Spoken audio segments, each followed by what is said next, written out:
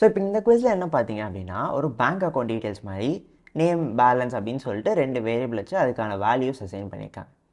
நம்மளை என்ன பண்ண சொல்கிறாங்க அப்படின்னா பேங்க்கில் வந்து இன்ட்ரெஸ்ட் வரும் இல்லையா, இந்த பேங்க்கோட இன்ட்ரெஸ்ட் வந்து 7% அப்படின்னு சொல்கிறாங்க. ஸோ இந்த ஆல்ரெடி இருக்க பேலன்ஸில் 7% இன்ட்ரெஸ்ட் போட்டு எவ்வளோ அமௌண்ட் வருதோ அதை இந்த பேங்க்லேயே அந்த பேலன்ஸ்லேயே வந்து ஆட் பண்ண வந்து சொல்கிறாங்க. ஓகேயா? ஸோ இதை தான் இப்போ நம்ம பண்ணி பார்க்க போகிறோம். ஸோ இதை எப்படி பண்ணணும் அப்படிங்கிறத நீங்கள் ஃபஸ்ட்டு யோசிச்சு பாருங்கள். ஸோ நம்மளோட டாஸ்க் இதில் என்ன அப்படின்னா update the balance with 7% interest. ஓகேயா? ஸோ இந்த 7% இன்ட்ரெஸ்ட் அதில் போட்டால் இப்போ பேங்க் பேலன்ஸ் என்னவாக இருக்கும் அப்படிங்கிறத நம்ம கண்டுபிடிக்கணும். ஸோ இதை அப்டேட் பண்ணுறதுக்கு நம்ம என்ன பண்ணணும், பேலன்ஸை வந்து மாற்றணும். ரைட்? ஸோ இந்த பேலன்ஸை எப்படி மாற்றணும் அப்படின்னா 7% இன்ட்ரெஸ்ட் அமௌண்ட் எவ்வளோங்கிறத முதல்ல கேல்குலேட் பண்ணணும். ஸோ 7% இன்ட்ரெஸ்ட் அமௌண்ட் எப்படி கேல்குலேட் பண்ணணும்? ஸோ ஃபர்ஸ்ட் 7 டிவைடட் பை 100 போட்டுக்கிறேன். ஸோ இப்போ 7% கிடச்சிருச்சு. 7% of what? Of the balance இல்லையா? ஸோ நான் இங்கே ஒரு ப்ராக்கெட் போட்டுக்கிறேன். ஸோ 7% ஆஃப் பேலன்ஸ் அப்படின்னு சொல்லிக்கிறேன். So 7 divided by 100 into balance அப்படின்னு போட்டிங்கன்னா இந்த இன்ட்ரெஸ்ட் அமௌண்ட் எவ்வளவோ அது உங்களுக்கு கிடச்சிரும். கரெக்டாக? ஓகே. இப்போ இன்ட்ரெஸ்ட் அமௌண்ட் எவ்வளவோ அது உங்களுக்கு கிடச்சிருச்சு. இப்போ என்ன பண்ணணும், இந்த இன்ட்ரெஸ்ட் அமௌண்ட்டை கொண்டு போய் உங்கள் பேலன்ஸோட ஆட் பண்ணணும். ஸோ நான் என்ன சொல்கிறேன், இந்த இன்ட்ரெஸ்ட் அமௌண்ட்டை கண்டுபிடிச்சிட்டு ப்ளஸ் பேலன்ஸ் அப்படின்னு சொல்கிறேன். ஸோ இந்த இடத்துல என்ன பண்ணுறோம், ஆல்ரெடி இருக்க பேலன்ஸை எடுத்து அதை இந்த இன்ட்ரெஸ்ட் அமௌண்ட்டோட ஆட் பண்ணுறோம். ரைட்? ஸோ அப்போ இதை ஆர்குமெண்டட் அசைன்மெண்ட் ஆப்ரேட்டர் வச்சு பண்ணலாமா? ஸோ ஆல்ரெடி இருக்க பேலன்ஸோட தானே ஆட் பண்ணணும். ஸோ நான் ப்ளஸ் பேலன்ஸுன்னு போடாமல் இந்த இடத்துல ப்ளஸ் ஈக்குவல் டுன்னு போட்டுக்கிறேன். ஸோ ஆல்ரெடி இருக்க பேலன்ஸோட இந்த வேல்யூவை ஆட் பண்ணு. இது என்ன value? 7% of balance which is the interest value. ஓகேயா? ஸோ இப்போ இதை தான் நம்ம இந்த இன்ட்ரெஸ்ட் அமௌண்ட்டுன்னு சொல்கிறோம். அண்ட் இப்போ நம்ம பேலன்ஸ் வந்து அப்டேட் ஆகிருக்கும். ஸோ நம்ம என்ன பண்ணலாம், இப்போ முதல்ல பிரிண்ட் பேலன்ஸ் அப்படின்னு கொடுக்கலாம். இந்த இடத்துல நம்ம வந்து பிஃபோர் இன்ட்ரெஸ்ட் அப்படின்னு நான் சொல்கிறேன். இன்ட்ரெஸ்ட் ஸ்பெல்லிங் கரெக்டா? ஓகே. இப்போ ஒரு கமா போட்டுக்கிறேன். எனக்கு இன்ட்ரெஸ்ட் அமௌண்ட் முன்னாடி இருக்கிறப்ப என்ன வேல்யூ இருக்குது அப்படிங்கிறது எனக்கு கிடைக்கும். இப்போ இதை நான் காப்பி பண்ணி ஆஃப்டர் இன்ட்ரெஸ்ட் அப்படின்னு போடுறேன். இப்போ பேலன்ஸை பிரிண்ட் பண்ணுறேன். என்ன சேஞ்ச் இருக்குது அப்படிங்கிறத நம்ம பார்ப்போம்.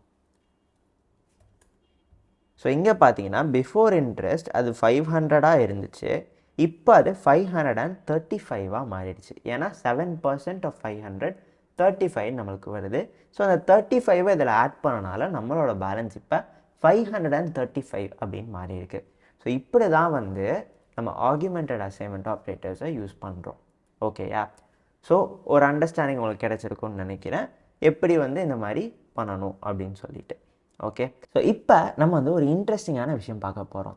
ப்ரோக்ராமிங் படிக்கிறப்ப நம்ம படிக்கிற ஒரு ப்ரோக்ராமாக கூட இது வந்து இருக்கலாம். அது என்ன அப்படின்னு பார்த்தீங்கன்னா ஸ்வாப்பிங் டூ நம்பர்ஸ் அப்படிங்கிறது தான். ஸோ இப்போ நம்மக்கிட்ட a is equal to 5 and b is equal to 7 அப்படின்னு சொல்லிட்டு 2 வேல்யூஸ் வந்து ஒரு வேரியபிள்ஸ் வந்து நம்மக்கிட்ட இருக்குது. எனக்கு இங்கே நடுவில் நீங்கள் ஏதோ ஒரு கோடு எழுதணும். ஓகேயா? ஸோ இந்த கோடு எழுதி முடிச்சுட்டு இந்த இடத்துல கடைசியில் நான் பிரிண்ட் பண்ணுறேன் a, b அப்படின்னு சொல்லிட்டு இதை பிரிண்ட் பண்ணுறேன். ஓகேயா? ஸோ a, b அப்படிங்கிறத நான் இங்கேயும் பிரிண்ட் பண்ணியிருக்கேன். இப்போ இந்த கேப்பை நீங்கள் வந்து ஃபில் பண்ண போகிறீங்க. இதை ஃபில் பண்ணால் உங்களுக்கு என்ன நடந்திருக்கணும்னா ஏயோட வேல்யூ 7ன்னு மாறி இருக்கணும், பியோட வேல்யூ வந்து 5 அப்படின்னு மாறி இருக்கணும். ஓகேயா? ஸோ இதுக்கான கோடை தான் வந்து இங்கே எழுத போகிறீங்க.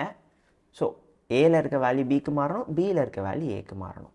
இது எப்படி பண்ணணும் அப்படிங்கிறத நீங்கள் பார்க்க போகிறீங்க. இதுக்கு சும்மா டேரெக்டாக போய் நீங்களே a is equal to 7 b is equal to 5 assign பண்ணக்கூடாது. ஸோ அசைன்மெண்ட் ஆப்ரேட்டர் யூஸ் பண்ணக்கூடாது.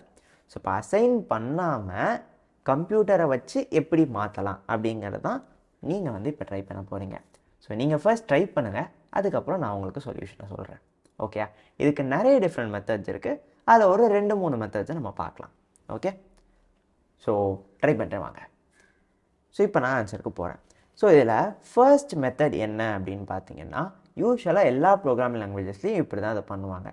ஸோ இதை பார்க்கறதுக்கு முன்னாடி ஒரு அனாலஜி பார்க்கலாம். ஸோ இப்போ நீங்கள் ஒரு ஜூஸ் ஷாப்பில் இருக்கீங்க. இந்த ஜூஸ் கடையில் பார்த்தீங்க அப்படின்னா ஆப்பிள் ஜூஸ்க்குன்னு சொல்லிட்டு ஒரு வெள்ளை கலர் கப் இருக்குது. அதே இது ஆரஞ்சு ஜூஸ்க்கு ஒரு ஆரஞ்சு கலர் கப் இருக்குது. ஓகேயா? நீங்கள் என்ன பண்ணிட்டீங்க தெரியாமல் ஆரஞ்சு ஜூஸை கொண்டு போய் ஆப்பிள் கப்பில் ஊற்றிட்டீங்க, வெள்ளை கப்பில். அதே மாதிரி நம்மளோட ஆரஞ்சு ஜூஸை கொண்டு போய் ஆப்பிள் ஜூஸை கொண்டு போய் ஆரஞ்சு கப்பில் ஊற்றிட்டீங்க. ஓகே, ஸோ இப்போ 2 ஜூஸும் இருக்குது, ஆனால் 2 வேறு கப்பில் மாற்றி இருக்குது. இப்போ இந்த ஜூஸை இந்த கப்பில் கொண்டு போகணும், அந்த ஜூஸை திரும்ப இந்த கப்பில் கொண்டு வரணும். இதை எப்படி பண்ணுவீங்க? இது ஆப்வியஸ்லி பண்ணுறதுக்கு ஒரு எம்டி கப்பை எடுத்து அந்த எம்டி கப்பில் ஃபஸ்ட்டு இந்த ஆப்பிள் ஜூஸை ஊற்றிடணும். ஓகேயா? ஸோ இப்போ இந்த ஆப்பிள் ஜூஸை நம்ம ஊற்றிட்டனால இந்த ஆரஞ்சு கலரில் இருக்கிற இந்த கப்பு வெட்டி ஆயிடுச்சு. ஸோ இப்போ இதில் ஆக்சுவலாக ஊற்ற வேண்டியது என்ன? Orange juice. அந்த ஆரஞ்சு ஜூஸை இப்போ எடுத்து ஊற்றிடுறீங்க. இப்போ ஆரஞ்சு ஜூஸ் அதோட கரெக்டான கப்பில் வந்துடுச்சு, அதை தள்ளி வச்சிடலாம். இப்போ எம்டி கப்பாக நம்ம முதல்ல வச்சுருந்தோம் இல்லையா, அதில் நம்மளோட ஆப்பிள் ஜூஸ் இருக்குது அண்ட் நம்மளோட வெள்ளை கப்பு ஃப்ரீயாக இருக்குது. இப்போ அந்த நம்மளோட எம்டி கப்பாக இருந்ததில் இப்போ ஜூஸ் இருக்கு இல்லையா, அதை கொண்டு போய் நம்ம கரெக்டான ஆப்பிள் கப்பில் ஊற்றிடுறோம். ஸோ இப்போ ஆரஞ்சு ஜூஸ் ஆரஞ்சு கப்லேயும் ஆப்பிள் ஜூஸ் ஆப்பிள் கப்லேயும் வந்துடுச்சு. ஸோ இதே கான்செப்டை தான் நம்ம இந்த வேரியபிளை ஸ்வாப் பண்ணுறதுக்கு யூஸ் பண்ண போகிறோம். ஓகேயா? ஸோ புதுசாக ஒரு வேரியபிளை கொண்டு வரோம், அதுதான் அந்த எம்டி கப். அதில் நம்மளோட ஒரு வேல்யூவை ஸ்டோர் பண்ணி வச்சுட்டு இந்த இதை அங்கே ஊற்றிடுறோம். திரும்ப இப்போ இதை இங்கே மாற்றுறோம். இதுதான் கான்செப்ட். ஓகேயா? ஸோ இப்போ அந்த புதுசாக கொண்டு வர வேரியபிளோட பேரை நான் டெம்பரவரி வேரியபிள், ஸோ டெம்ப் அப்படின்னு பேர் வச்சுக்கிறேன். ஸோ இந்த டெம்பரவரி வேரியபிளில் நான் ஏயோட வேல்யூவை ஸ்டோர் பண்ணுறேன். ஓகேயா? ஸோ இப்போ என்ன பண்ணிட்டோம், நம்ம எம்டி கப்பை கொண்டு வந்து அதில் நம்மளோட ஆப்பிள் ஜூஸை ஊற்றிட்டோம். இப்போ ஆரஞ்சு கப்பு ஃப்ரீயாக இருக்குது. ஸோ இப்போ என்ன பண்ணுறோம், A value already temple store பண்ணியாச்சு. ஸோ இப்போ ஏ வேல்யூக்கு பதிலாக ஏங்கிற வேரியபிளில் பியை ஸ்டோர் பண்ணுறேன். ஸோ பியில் இருக்க வேல்யூ இப்போ ஏக்கு வந்துருச்சு. கரெக்டாக? ஓகே. ஸோ இப்போ நம்மளோட டெம்பரவரி கப்பில் நம்மளோட இது இருக்குது, ஏயோட வேல்யூ இருக்குது, அண்ட் ஏ அப்படிங்கிறதுல பியோட வேல்யூ வந்துருச்சு. இப்போ கடைசியில் என்ன பண்ணணும், நம்மளுக்கு பியில் ஏயோட வேல்யூ வேணும். ஆனால் இப்போ ஏல பியோட வேல்யூ இருக்குது. ஸோ இப்போ ஒரிஜினலாக இருந்த ஏ வேல்யூ எங்கே இருக்குது? டெம்பில் இருக்குது. ஸோ இப்படின்னு போடுறோம். ஓகேயா? ஸோ இப்போ என்ன நடக்குது, நம்ம அங்கே பார்த்த அனாலஜி தான் இங்கே நடந்திருக்கு. இந்த டெம்பரரி வேரியபிளில் ஏயோட வேல்யூவை ஸ்டோர் பண்ணிட்டேன். ஏங்கிற வேரியபிளில் இப்போ பியோட வேல்யூவை ஸ்வாப் பண்ணியாச்சு. இப்போ இது கரெக்டாகிடுச்சு, ஏ வேல்யூ பியில் இருக்கிறது ஸ்வாப் பண்ணது தான். ஸோ அது முடிஞ்சிடுச்சு. இப்போ பியில் ஏயோட வேல்யூ வரணும், பழைய ஏயோட வேல்யூ.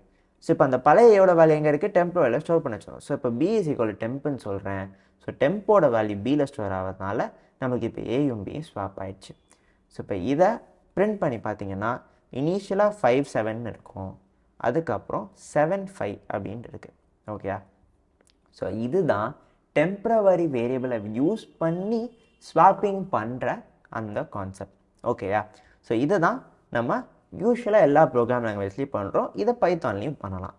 ஆனால் பைத்தானில் இதோட சிம்பிளாக ஒரு வழி இருக்குது. ஓகேயா? ஸோ நம்ம இந்த மல்டிபிள் அசைன்மெண்ட் அப்படிங்கிறத பார்த்தோம், ரைட்? அதை வச்சு தான் இந்த ட்ரிக்கு பண்ண போகிறோம். So A is equal to B, இதுக்கு என்ன அர்த்தம்? பியோட வேல்யூவை ஏல ஸ்டோர் பண்ணுன்னு அர்த்தம். இப்போ அதே மாதிரி நான் என்ன பண்ணுறேன், A comma B is equal to B comma A அப்படின்னு போடுறேன். ஸோ இங்கே என்ன நடக்குது, ஏல பியோட வேல்யூவை ஸ்டோர் பண்ணு, பியில் ஏயோட வேல்யூ ஸ்டோர் பண்ணுங்கிறோம், which is essentially swapping. So இந்த மாதிரி ஒரு லைன் அடித்தா மட்டும் போதும், பைத்தானில் உங்களுக்கு ஸ்வாப்பிங் நடந்துடும். இந்த மாதிரி ஒரு டெம்பரரி வேரியபிளை கொண்டு வந்து ஏல வச்சு அந்த மாதிரி நம்ம எதுவுமே பண்ண வேண்டாம்.